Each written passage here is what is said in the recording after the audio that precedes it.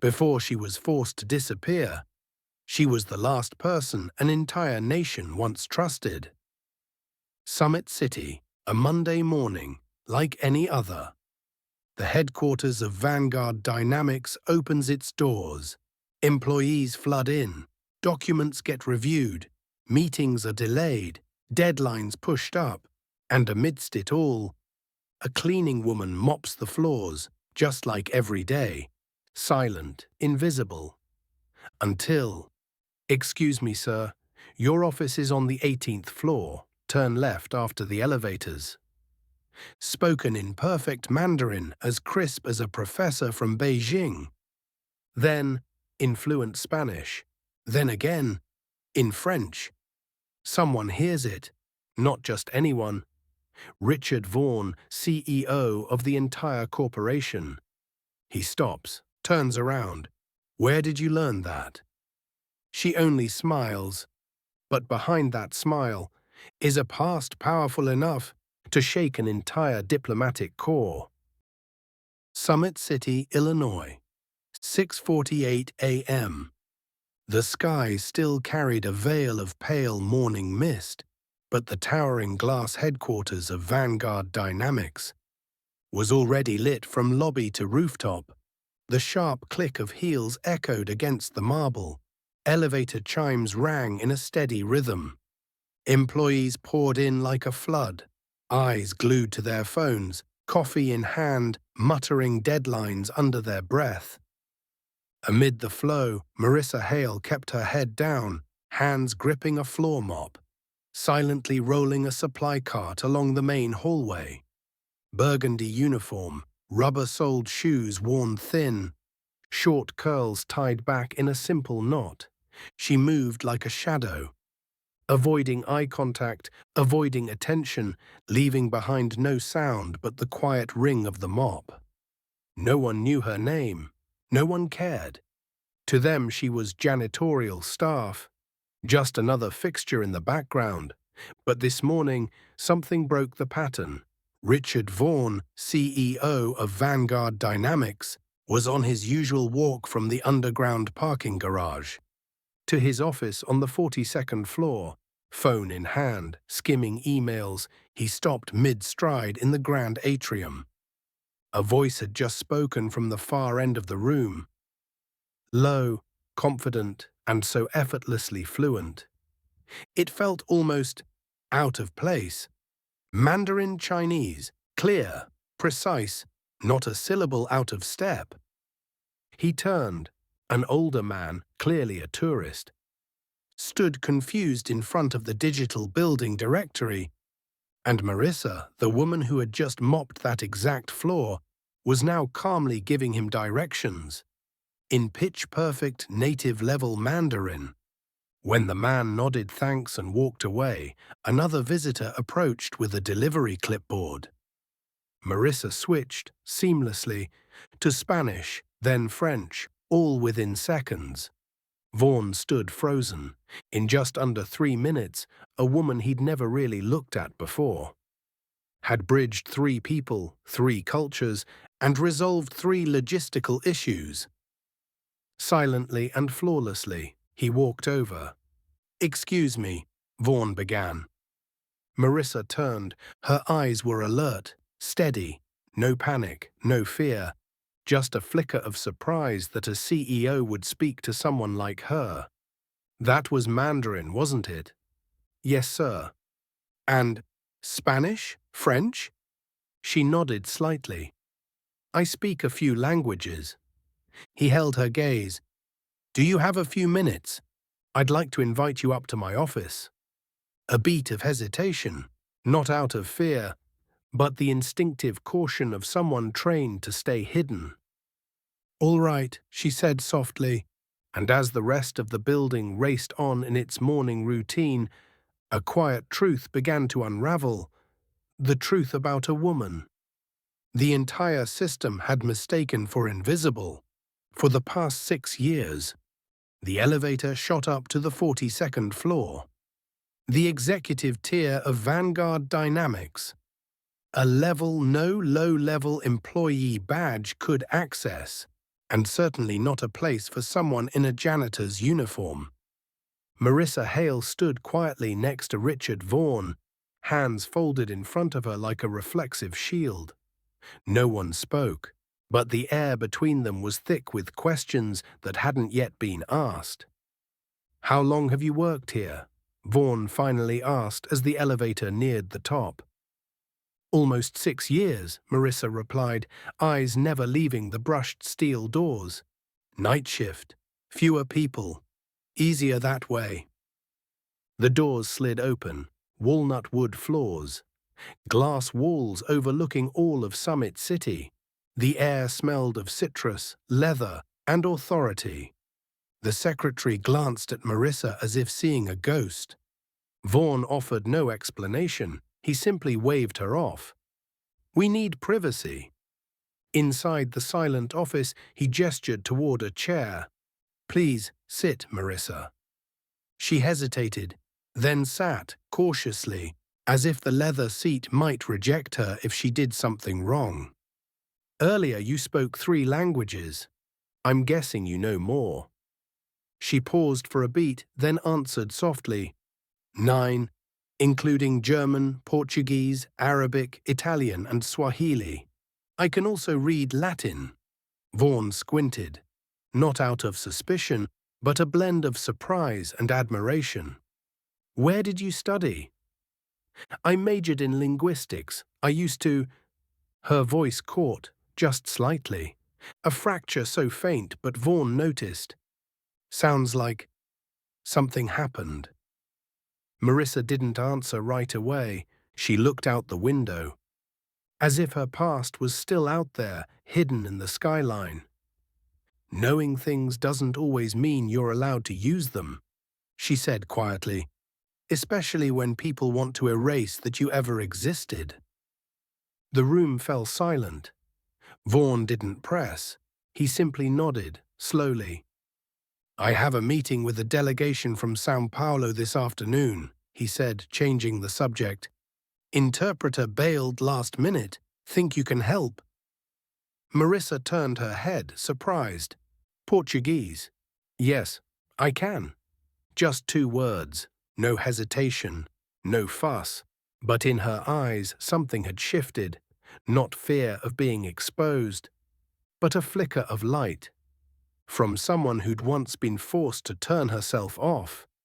Vaughan stood, voice calm. "I don't know what happened to you before, but here I only care about one thing. Can you do the job?" She answered, voice low and steady, like steel forged in fire, "I can." And in that moment, for the first time in 6 years, Marissa Hale was trusted not as a cleaning hand, but as a mind the world had forgotten. Conference room 4B, 3:15 p.m. No one paid much attention when Marissa entered, until she opened her mouth and greeted the room in flawless, flowing Portuguese. The 4 executives from São Paulo immediately shifted. Their shoulders dropped, their faces relaxed. They didn't look at her like an interpreter. They looked at her like a linguistic ally. Standing beside her, Richard Vaughan crossed his arms, almost unable to believe what he was witnessing. Not just that Marissa could speak, but that she made people want to listen. Over the next 40 minutes, every snag, from contracts to protocol, was untangled piece by piece, like working out a stubborn knot in an old rope. No theatrics, no bragging, just deep understanding, undeniable precision, and something else that left the room utterly silent by the end. Trust. After the meeting, Vaughan asked Marissa to stay behind. "Better than any official interpreter I've ever hired," he said. Marissa simply gave a faint smile. No reply. "What did you do before this?" Vaughan asked, this time more seriously. Marissa was quiet. Then slowly she answered, "I used to work for the Department of State, Intelligence Language Division." Vaughan raised an eyebrow. "On a mission in the Middle East?" I was the lead interpreter for a negotiation team, but a critical memo was mistranslated. It wasn't me, but I was the last to review it. She paused, looked down at her hands. The talks fell apart.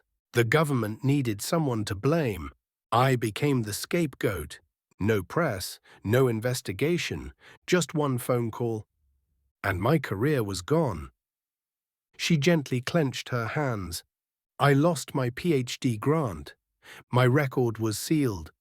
My reputation buried. No one would hire me. I came back, did whatever jobs I could. Eventually took this one, night shift, because it was easy to get, and it let me pick up my daughter. She looked up, her eyes unwavering. And since then, I've stayed silent. Because if anyone found out, I was afraid I'd lose everything again. Vaughan said nothing for a long moment. Then he gave a slow nod. I've read impressive resumes, but I've never heard someone brave enough to tell a story like that. He stood, extended his hand. You don't have to hide from your past anymore. It's not a stain. It's proof you lived with integrity. Marissa hesitated, then reached out and shook his hand. And for the first time in 6 years, she walked out of a room without lowering her head. West Summit District, 10:43 p.m. Marissa sat on a rickety wooden chair by the window, the amber streetlight bleeding softly through a worn-out curtain. On the table sat an unopened takeout box, and next to it, Jasmine's biology homework written in 2 languages. She stared at her daughter's handwriting, eyes stinging, not from exhaustion, but from the storm creeping back in. That feeling of once having touched the sky and then falling without warning. 6 years ago, Washington, D.C., Internal Conference Room, U.S. State Department. A translated document had been labeled as strategically misleading in negotiations with Qatari officials. Marissa remembered that day vividly. No one asked for her input. No one traced the chain of responsibility. They just needed a name. And hers happened to be at the bottom of the report. She was called to the 7th floor, a short meeting. A HR officer read her termination notice with a look of rehearsed sympathy. To preserve the agency's reputation, you will not be prosecuted, but your file will be sealed. No trial, no rebuttal, only a heavy silence. And a security badge taken from her hand. Back to the present. Marissa stood up and walked over to Jasmine, who had fallen asleep on the couch, school books scattered on the floor. She gently pulled a thin blanket over her, then sat beside her. I used to think I'd be an ambassador one day, you know, she whispered, more to herself than to her sleeping child. But then she paused. She had never told Jasmine about that past. She always said she chose this job because it had stable hours. Why? Because she was afraid that if she told the truth, her daughter would be disappointed. Or worse, ask, then why didn't you try again? Marissa stepped into the bathroom and stared at herself in the mirror. The burgundy uniform shirt was faded at the shoulders. The lines on her face weren't wrinkles. They were the silence of years that had never been named. She asked herself, do I still have the courage to stand in the light, when the dark is the only place I've survived for so long? A text pinged. From Richard Vaughan. Just 7 words. Tomorrow, 9 a.m. Room 12C. Don't say no. Marissa turned off the light, said nothing. She simply sat on the bed, hand resting on her chest, where fear and hope were intertwining for the first time in years. 9 a.m. Conference Room 12C, Executive Floor, Vanguard Dynamics Tower. Marissa Hale stood in front of the frosted glass door, her hand trembling slightly, not from fear, but from something far more unfamiliar. the feeling of being invited into a place that had once felt out of reach. She wore a plain white blouse and faded grey slacks. No jewelry, no makeup, only clear eyes. And a deep, quiet skepticism. What do they want from me? Inside, 4 directors from the São Paulo office were waiting. A nearly $10 million supply chain contract was on the brink of collapse due to a translation misunderstanding. The lead interpreter had missed their flight. CEO Richard Vaughan turned to Marissa. "We don't have time, if you're still willing." She nodded. No hesitation. The meeting began. Marissa sat in the wide room, sunlight streaming across her shoulder. Her voice rose, Portuguese, smooth and natural, like a hidden melody emerging from beneath years of dust. She didn't just translate, she bridged gaps, softened edges, adjusted tones. She interpreted not with technique, but with a deep cultural fluency in every word and nuance. One of the Brazilian partners raised an eyebrow. "Where did you used to work?" Marissa only smiled, didn't answer, just continued. 35 minutes later, the tension dissolved.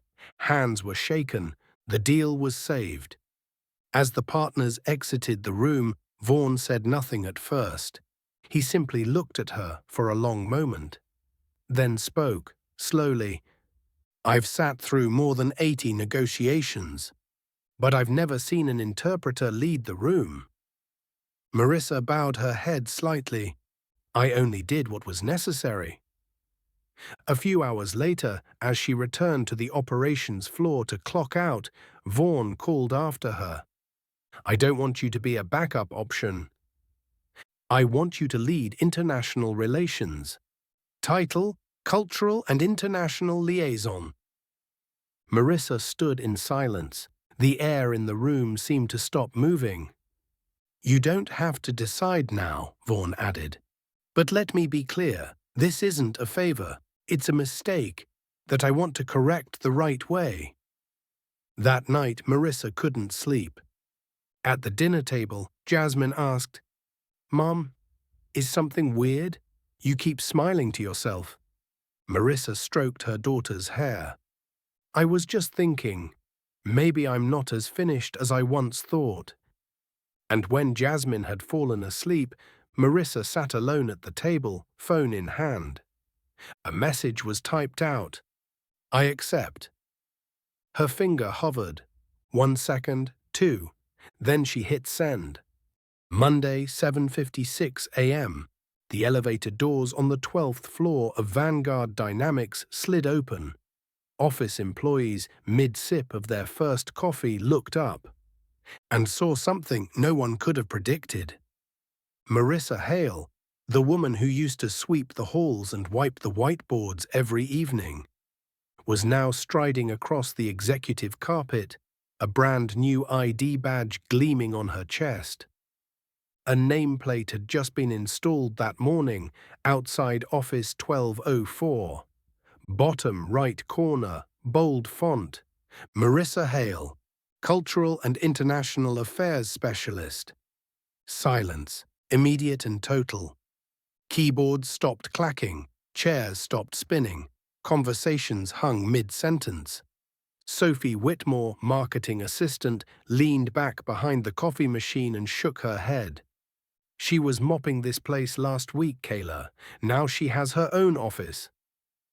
Kayla Tran, her co-worker, whispered back, "I heard she speaks like a dozen languages. Maybe she's some kind of undercover genius." Sophie snorted. "Or maybe it's just some diversity stunt to make the company look progressive." Inside her new office, Marissa closed the door gently behind her.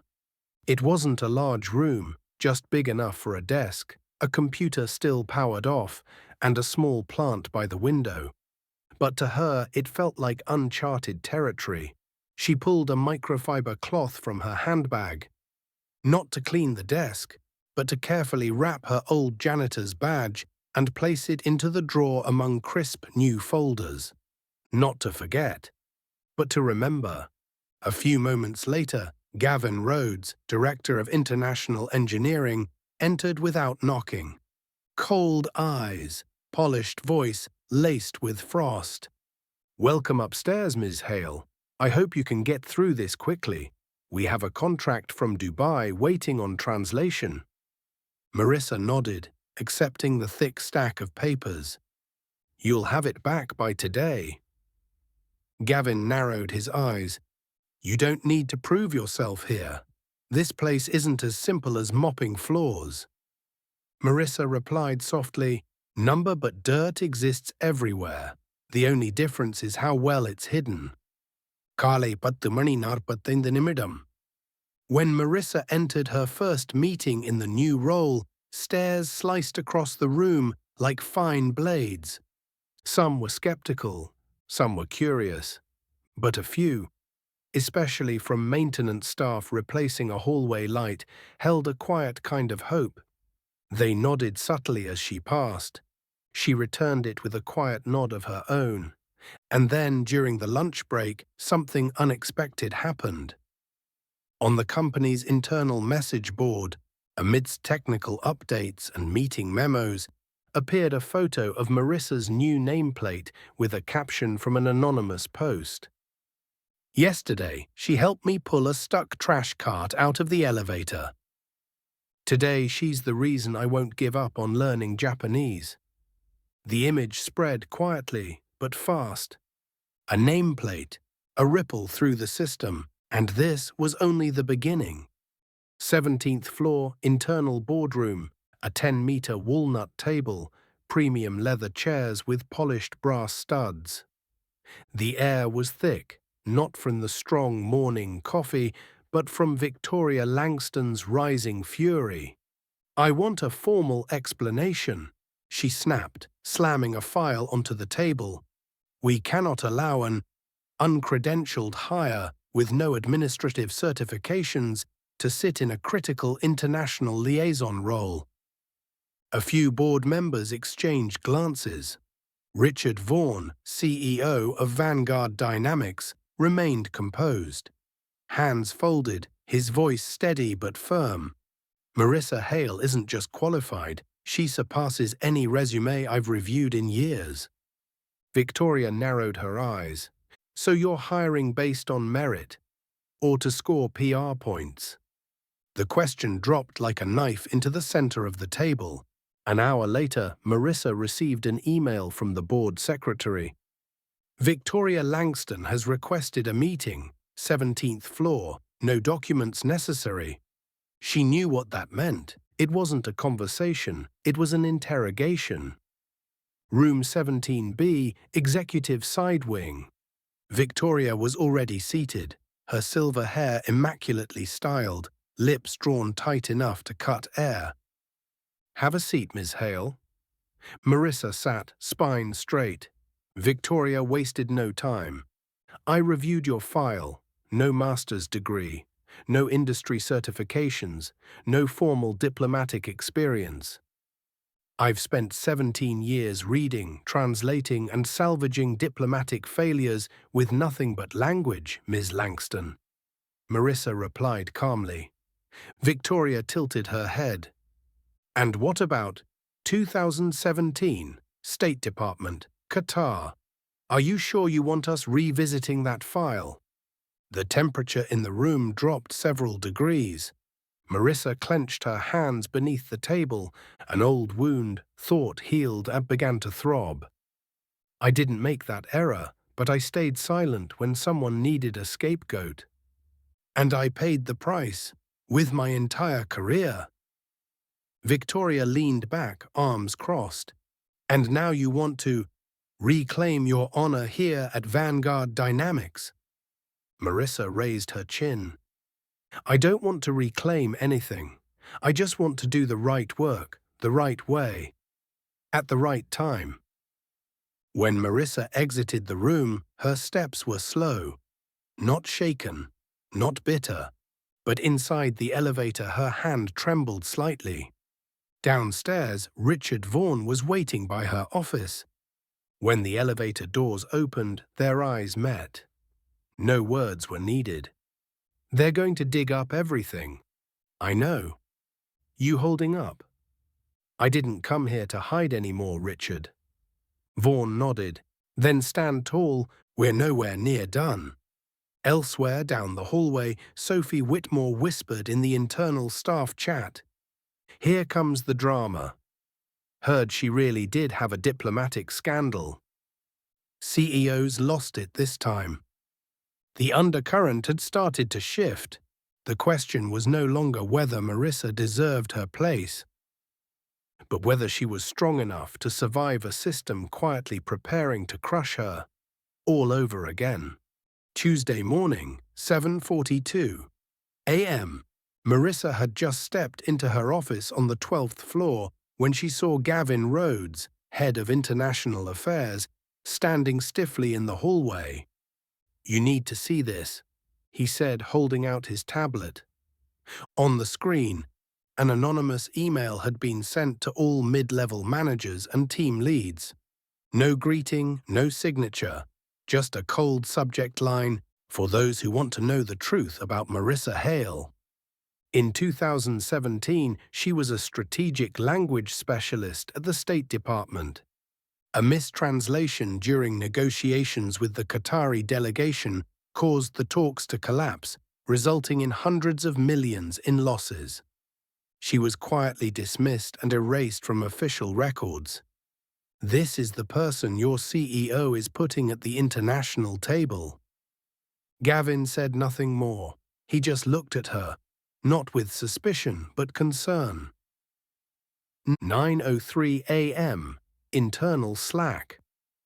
All channels fell silent for a few minutes. Then they erupted. Is it true? Where there's smoke.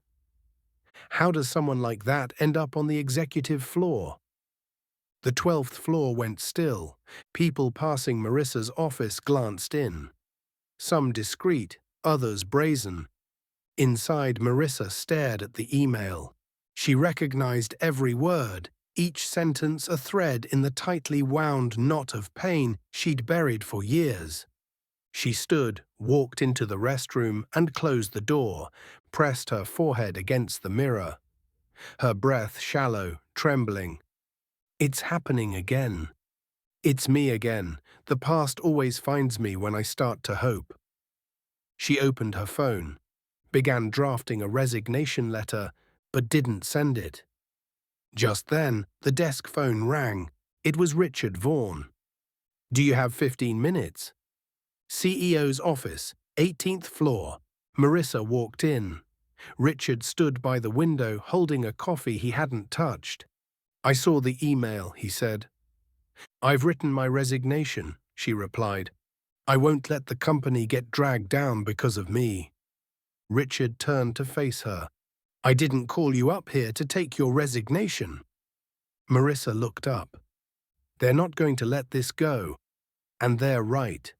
I was fired. I was a system failure.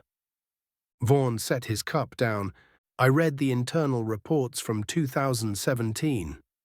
I know exactly what happened, and I know who was actually responsible.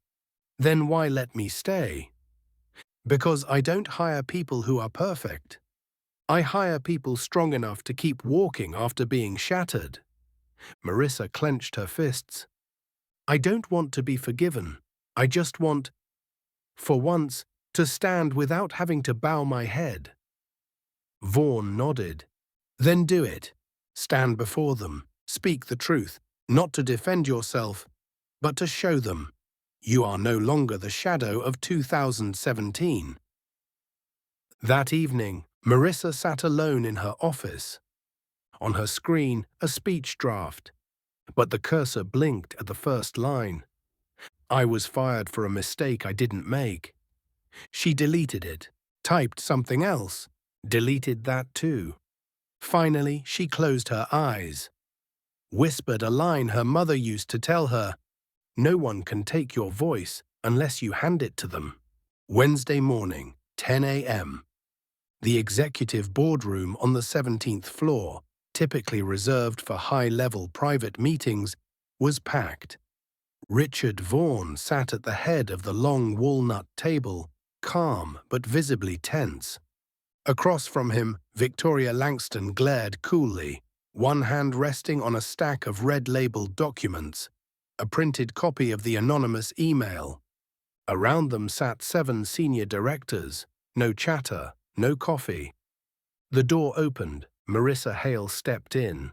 No makeup, no office dress, just a plain white shirt, grey slacks, and eyes that no longer looked away. She walked to the center of the room, standing upright. No chair, no podium. Alone, under a circle of judging eyes. Victoria spoke first. Ms. Hale, according to policy, any individual previously dismissed from a government position due to misconduct is required to disclose that during hiring. You did not. Marissa met her gaze. I never committed misconduct. Another director cut in.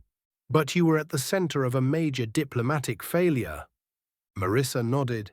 I was in the room, but I wasn't the one who signed off on the final translation. The incorrect version was forced through at the last minute by a senior official. I objected. They ignored me.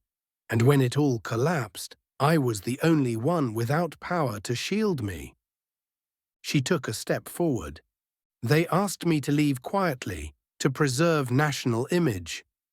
No investigation, no rebuttal, just an email that said, "Thank you for your service. Good luck." Silence fell. Richard finally spoke.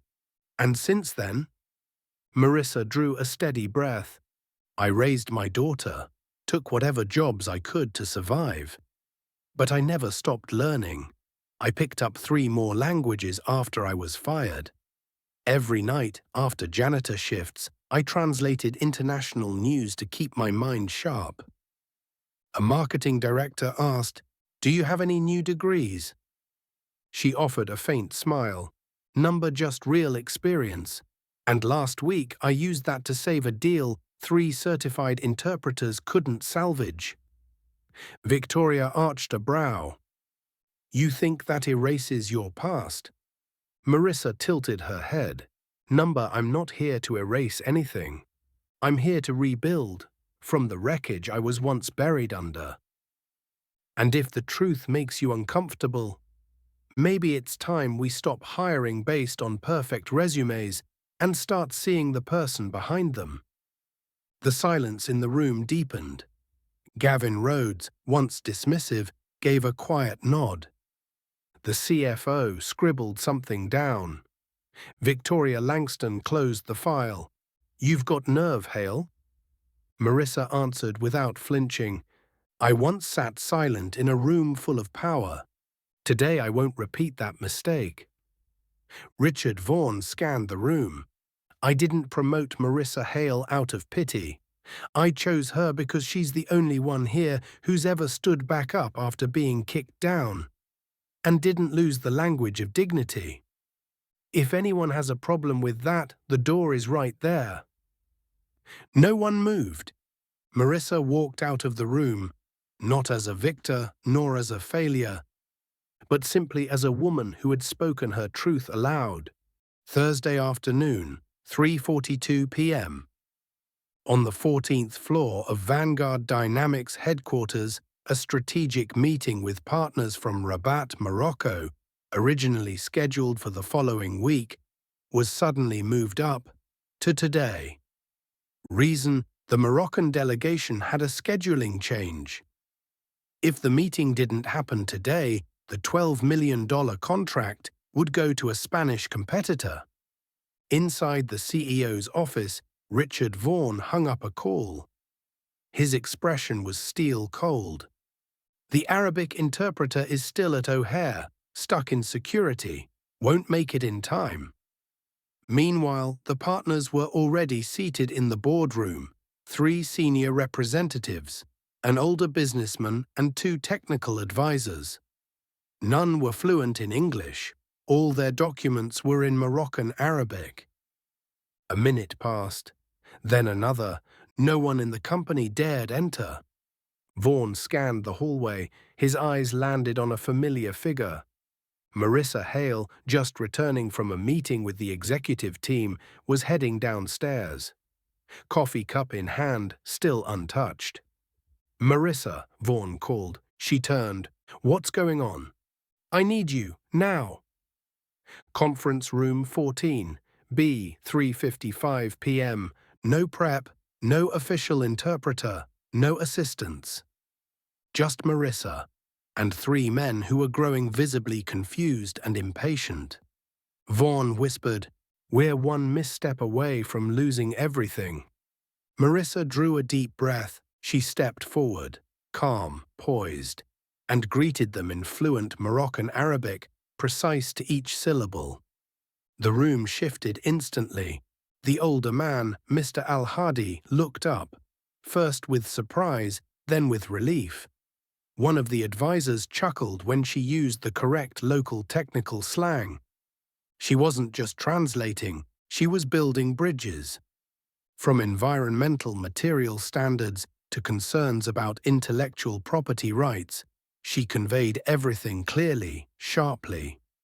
Even under the pressure of nearly 90 minutes of live simultaneous translation.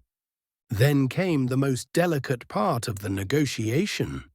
A question about warranty terms. One mistranslation could derail the deal.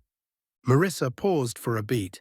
Then she restructured the sentence entirely using a cultural metaphor referencing the Moroccan mint tea ritual to explain the idea of responsibility that extends beyond the contract.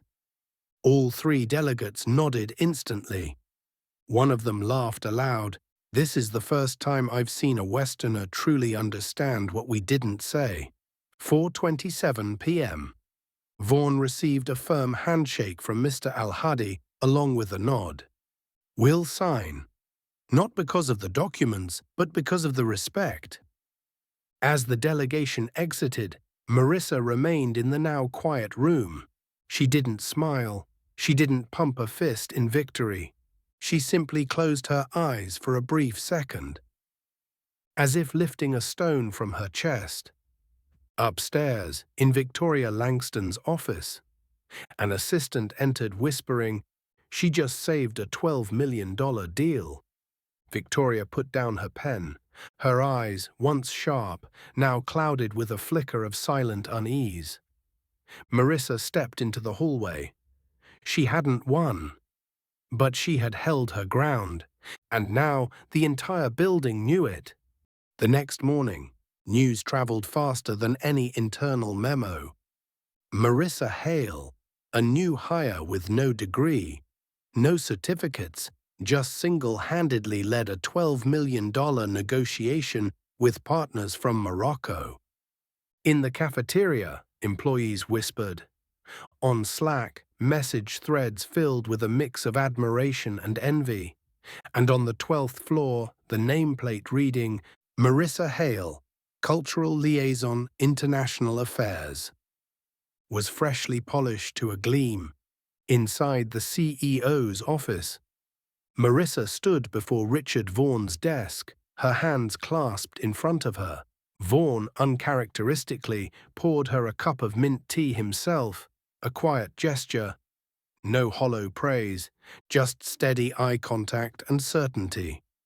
"I owe you a thank you," he said. Marissa shook her head. "You don't owe me anything." Vaughan looked surprised. She raised her head, eyes calm but resolute. "I don't need to be comforted. I need to be trusted." At that moment, the air in the room seemed to thicken, not from tension, but from the clarity of someone long used to being underestimated. She continued, "I don't need you to shield me from gossip. I just need to know. If I do the work well, I get to stay. If I make mistakes, I take responsibility. No favoritism, no deductions." Vaughan leaned back in his chair, nodding slowly. "And that's exactly what you'll get." Elsewhere, on the 17th floor, Victoria Langston replayed the recorded audio from the Morocco meeting. Smooth, precise, not a single error. She closed the laptop and turned to her assistant. "Get me her full personnel file, including her time at the State Department." The assistant hesitated. "We're still going through with this." Victoria narrowed her eyes. "I don't believe in luck. I believe in process. And if she made it through this, I want to know why." Back in Marissa's office, she returned to her desk. There was an envelope on top, no sender listed. She opened it. Inside was a small slip of paper, handwritten in a slightly slanted script. "I used to think no one here was like me. Today I stand taller. Thank you." No signature. Marissa looked out the window. Summit City bathed in soft morning light. The skyline drifted past like an old memory. She didn't know who had written it, but she knew one thing. She was no longer alone. Monday morning, the hallway on the 5th floor of Vanguard Dynamics, typically used for internal trainings, onboarding sessions and skill workshops, seemed unchanged at first glance, until Sophie Whitmore from the marketing team happened to walk by and stopped cold. The familiar wooden door no longer bore the sign Training Room A. Instead, a new inscription was etched into brushed steel, "The Hale Room," and beneath it, in smaller letters, "In honor of the voices once forgotten." The company buzzed. No ceremony, no internal announcement. Just a silent shift, much like the way Marissa Hale had first walked into this place. George Kim, head of the janitorial department, stood quietly in front of the room. Beside him, two night shift workers exchanged a glance. "That's Ms. Hale, right?" George simply smiled.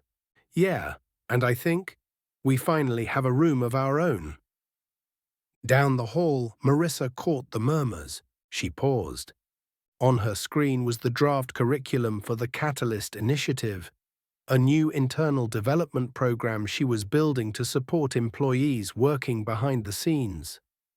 Her hand rested gently on her chest, the very spot where her old name badge once hung, Night Shift Janitorial. And now that very name was engraved into steel on the wall. That afternoon, a group of new interns were being guided into the Hale Room for their orientation. One of them asked, "Who's Hale?" The trainer replied softly, "She's the one who proved that greatness doesn't need a suit or an MBA."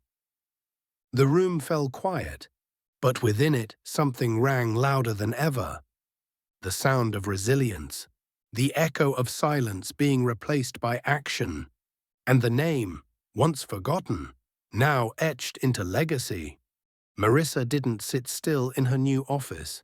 She didn't treat her business card as a shield, but as a key.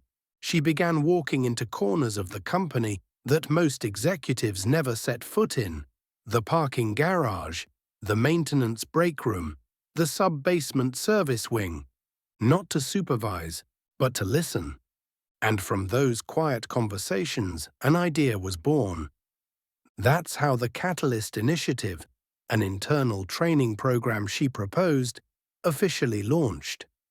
Its curriculum wasn't flashy, not glamorous presentations or director-level mentoring sessions.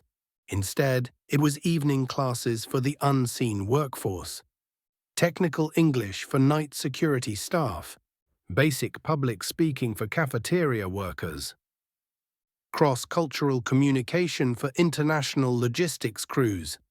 Marissa prepared every slide herself. She recorded pronunciation guides by hand. She didn't teach theory. She told stories, drawn from her own nights scrubbing floors with a pocket dictionary in her apron.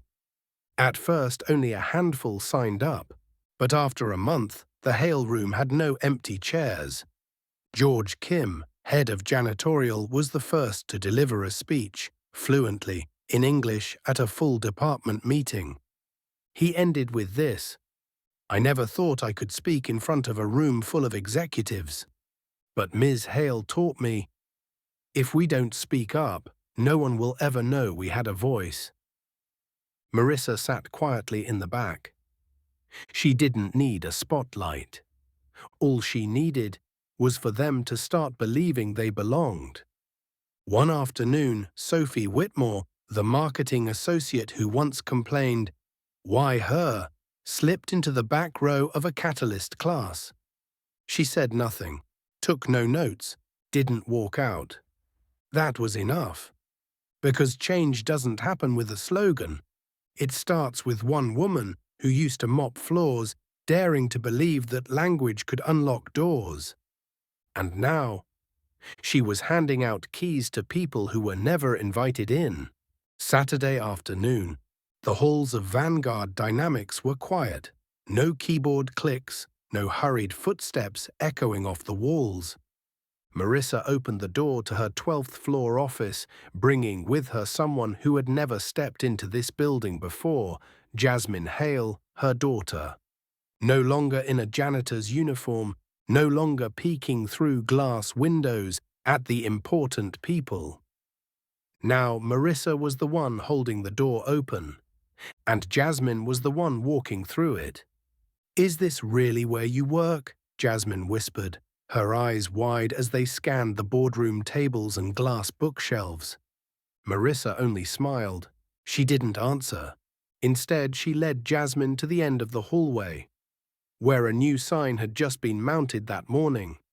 The Hale Room, Internal Training Division, Vanguard Dynamics, and below, in smaller letters, dedicated to those who rise from silence.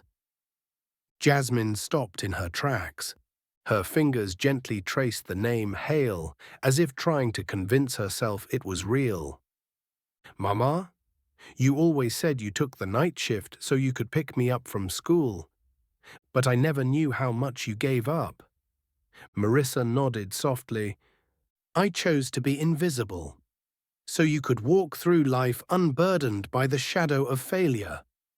And you've never once disappointed me," she said, taking her daughter's hand. They sat together on the bench just outside the room, the same hallway where Marissa used to steal a few minutes between floors to call home and remind her daughter to study. Now she sat not with a mop in her hand, but in full presence, as a mother, a woman, a guide. Jasmine's voice trembled. "I used to think you gave up your future for me, but now I see. You just set it down for a while, and then quietly picked it back up." Marissa simply nodded. No grand speech, no applause needed, because the most important thing in her life was already sitting right beside her. Brussels, 3 months later, the 27th Annual Global Conference on Human Resources and Cross-Cultural Leadership, a prestigious event drawing the world's leading corporations. The main auditorium glowed under a flood of warm light. Over 400 attendees filled the seats. Then a name was announced that sent murmurs rippling through the crowd. "Please welcome Marissa Hale, Vanguard Dynamics." A few whispered, "Who is she?" Others leaned in, curious.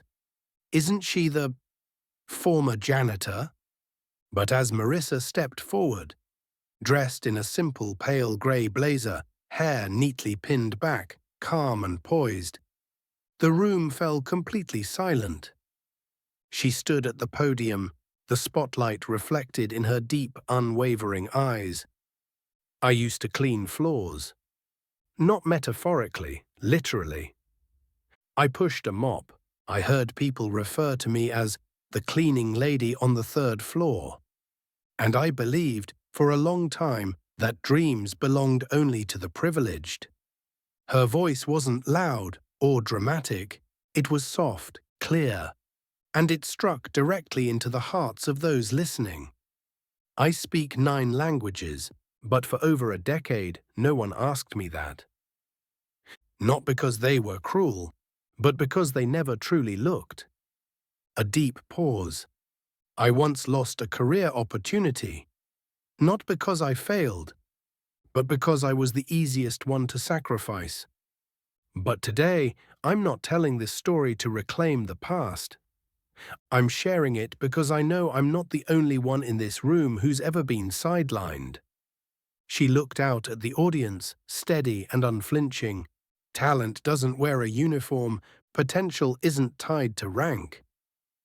And sometimes the person who could save your company is quietly cleaning the hallway next to your office. The first clap came from the fourth row, then another, and then the room erupted into a standing ovation.